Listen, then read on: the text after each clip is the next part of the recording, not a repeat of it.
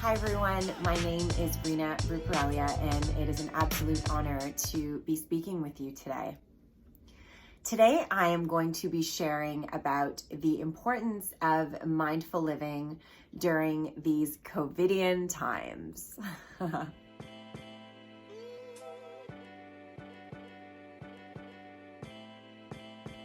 I know that this pandemic has brought a lot of different emotions, experiences, feelings, and I guess ways of thinking to the surface for me. I've noticed things that I maybe wasn't aware of before, and it is an absolute time of, I guess, uncertainty, as many people are saying, right? This is unprecedented. We have not been here before, and many of us are living in different circumstances, right? So maybe some of you have kids at home, maybe some of you are living in loneliness, or maybe you're caring for someone who's older or vulnerable, or maybe you yourself are going through the sickness.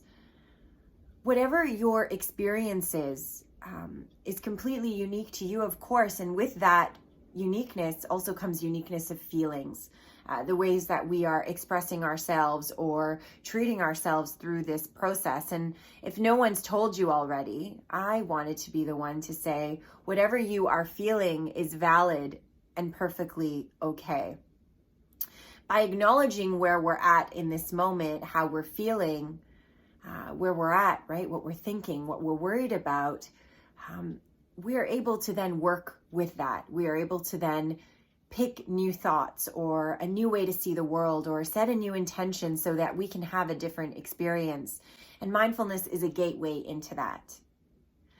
Mindfulness is a state of being, right? It is the state of being while we are doing. So we can be mindful while doing anything, whether that's driving a car or cooking dinner, talking with our children, taking a bath, or, more commonly sitting in meditation. When we're mindful, we set an intention to pay attention to what's going on, to what we're thinking, how we're feeling. And we do that with a certain attitude, right? An attitude of appreciation, an attitude of curiosity, an attitude of patience and non-judgment, an attitude of self-compassion or kindness towards ourselves, which may be very different than the way many of us might be living, right? Many of us are living on autopilot, habitually reacting to the world in a way that we've done before, right? Ways that aren't always conscious, perhaps ways that are programmed by our minds. And that doesn't necessarily mean that we're feeling our best or that we're having any different experience than we did the day before. So I wanted to offer a few tips that can help you bring more mindfulness into your day. And the first one is to start your day at the same time every day. Wake up and get up. When we wake up at the same time every day, it gives us a bit of control over our day. And so I always, kind of recommend and do it myself, not picking up the phone within the first 5 minutes of waking up. Not jumping on your news feed or onto social media and email, right? Actually disconnecting from everything and everyone else for the first 5 minutes gives you a chance to really be intentional in how you start your day.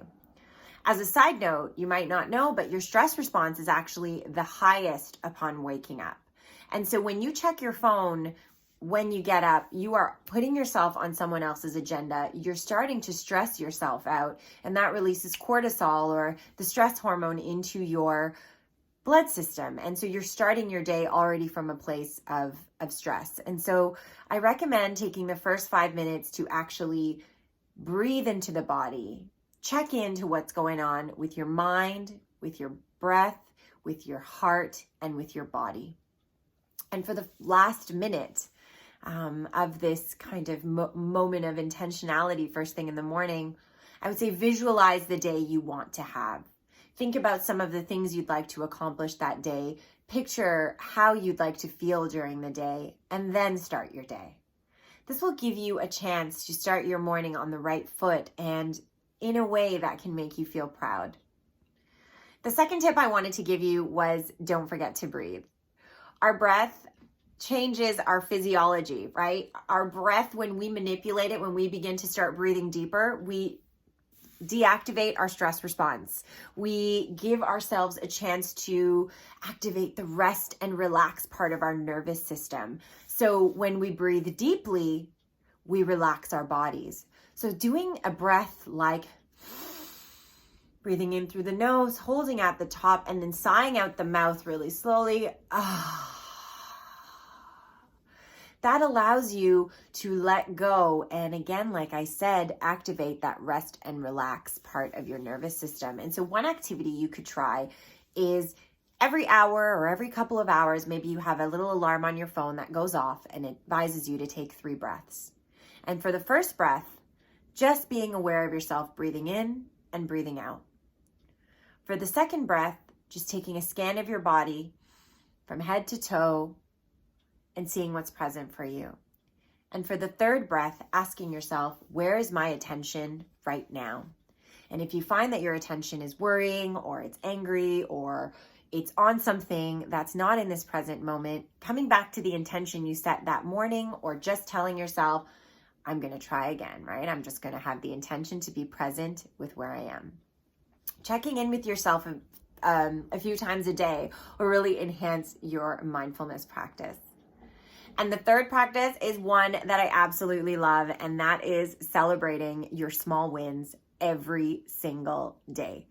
During these times, we can feel that maybe if you're working from home and you have kids there, even if you don't, right? You may be working with a partner or your circumstances have completely changed, but it could just feel like you're doing one thing, next thing, without actually taking a moment to reflect on all you've accomplished that day. And so before you end your day, make a habit of reflecting on what you've done well that day.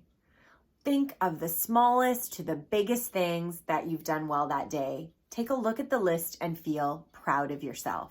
You know, sometimes I like to say I stand in the mirror in a superhero pose and kind of say, you did this, Reena. That is amazing. Why would we do this? Well, first of all, we're very quick to pick apart what we don't do well, but very slow to celebrate what we do well. So this gives us a chance to actually see what we're doing. By generating this feeling of doing something well, we release dopamine into our brains, and that's an addictive feeling. And so when we start releasing this dopamine, we start feeling feelings of confidence. We start feeling proud of ourselves, and that addictive feeling will get you to want to do better the next day, right? It'll get you to want to actually celebrate the things that you do well, and that encourages us to show up differently the next day. And so I hope that you will give yourself a chance to have a mindful morning, to take 3 deep breaths and celebrate all of your wins. Know that you are doing the best you can with what you have, and we are all taking each moment and each breath moment by moment, right? That's all that we can do right now. So please be good to yourself along the way. Thank you so much for your time and attention. I hope that we will get to connect soon. Thank you.